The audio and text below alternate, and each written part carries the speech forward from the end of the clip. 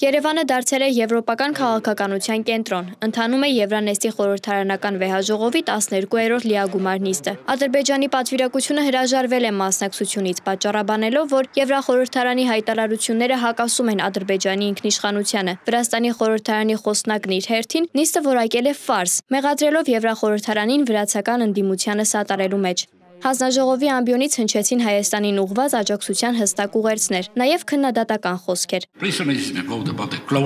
Այսօր ինչ է տեղի ունենում Հայաստանի քաղաքներում։ Ես այստեղ չեմ եկել դատելու համար։ Ոստիկաններ, որոնք մարդկանց կալանավորում են, եթե նրանք իրենց սոցիալական էջերում կարծիք արտահայտելու համար են կալանավորվել, սա մեթոդ է արդեն։ Մեկ անձի անգամ ժողովրդավարության մեջ չի կարելի բանտարկել։ Օրինակ, գնանք Ստամբուլ, հայկական իշխանությունները պետք է ուշադիր լինեն այս հարցերին, եթե դուք հավակնում եք Եվրամիության թեկնածու երկիր լինել։ Եվրախորհրդարանի փոխնախագահ Յունուս Օմարջին ելույթ ունենալով ԵԽ նախագահ Ռոբերտա Մեցոլայի անունից հայտարարեց Եվրամիությանը անդամակցելու ճանապարհին Հայաստանին աջակցելու պատրաստակամության մասին։ Մեզանից մեկի վրա հարձակումը նշանակում է հարձակում բոլոր նրանց վրա, որոնք հավատում են ազատությանը եւ ժողովրդավարությանը։ Հայաստանի որոշումները, հատկապես վերջերս ընդունվածները, չափազանց կարեւոր են։ Հայաստանը պատմական օրենք է ընդունել, որով հստակ եւ հզոր ուղերձ է եղել, հայտարարելով, որ տեսնում է իր ապագան Եվրոպայի կազմում։ Եվրոպական խորհրդարանը պատրաստ է աջակցել Հայաստանին այս պատմական ճանապարհին, եթե որոշեք պաշտոնապես ներկայացնել ձեր թեկնածությունը Եվրամիության անդամակցության համար։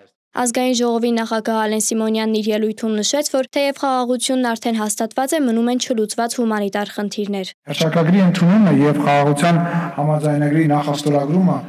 արտահայտում են, որ խաղաղությունն արդեն հաստատված է։ Չնայած դրան շարունակում են մնալ չլուծված մի շարք մարդասիրական հարցեր։ Ադրբեջանում պահվող անձանց ռազմագերիների հարցը դերևս լուրջ խնդիր է, որը պետք է լուծում գտնի։ Մեկ այլ կարևոր հումանիտար առաջնահերթություն է բազմաթիվ անհետ կորած անձանց ճակատագրի պարզաբանումը։ Եվրախորհրդարանի պատգամավորների ներկայության առիթով ազգային ժողովի դիմաց հավաքվել են մի խումբ քաղաքացիներ, բողոքելու երկրում քաղբանտարկյալների առկայությունից եւ առատությունից։ Մենք կանգնած ենք այստեղ, պահանջելով ձեր արձագանքը եւ կոնկրետ գործողությունները։ Խնդրում ենք անտարբեր չմնալ։ Այցելեք այն մարդկանց, ովքեր ներկայումս գտնվում են Հայաստանի բանտերում։ Մենք ունենք ավելի քան 15 քաղբանտարկյալ։ Եվրոպացի գործընկերներին կոչ են անում ուշադրություն դարձնել ոչ միայն իշխանության հայտարարություններին, այլև երկրում առկա ներքին խնդիրներին, քաղբանտարկյալների առկայությանը եւ ժողովրդավարության հետընթացին։ Այստեղ եմ, որպեսզի մենք մի հոգով ավել լինենք, որպեսզի այդ Եվրոպայի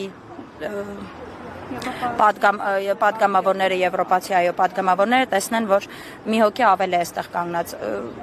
քիչ լինենք, թե շատ լինենք, միևնույն մեր ձայնը թող լսելի լինի։ Եվրոպացի գործընկերներից, եվրոպական կառույցներից, միջազգային կառույցներից, որոնց կանոնադրային նպատակները մարդու իրավունքների եւ ազատությունների երաշխավորումն եւ դրանց վիճակի վերաբերյալ հսկողություն իրականացնելը առաջին հերթին ակնկալիքը չկեղծելն է։ Մի կեղծեք այն արժեքները, այն իրականությունը, որի մասը կազմում եք նաեւ դուք։ Իսկ խորհրդարանի ամբիոնից Ալեն Սիմոնյանը հայտարարում էր, որ Հայաստանը շարունակում է իր նախապատրաստական աշխատանքները 2026 թվականին երկու խոշոր միջազգային միջոցառում հյուրընկալելու համար՝ Եվրոպական քաղաքական համաժողովի գագաթնաժողովը եւ ՄԱԿ-ի կենսաբազմազանության համաժողովը։ Աննա Հարությունյան, Open Media։